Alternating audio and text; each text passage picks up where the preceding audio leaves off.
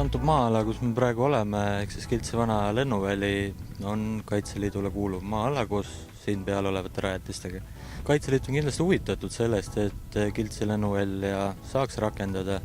Tegu on 2,5 kilomeetrit pika ja 45 meetrit laia betoonkattega rajaga, mida mõõtmete poolest võiks kasutada kas või Boeing 737.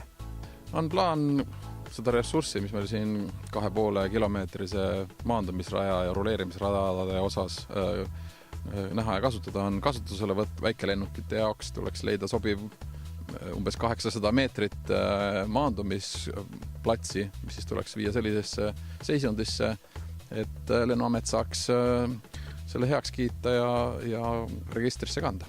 Kui esialgu on plaanis lennuväljale lubada vaid hobilendurid, siis edaspidi soovitakse luua eeldused äritegevuse alustamiseks. Aga mõte on ilus. Mõte iseenesest on ilus.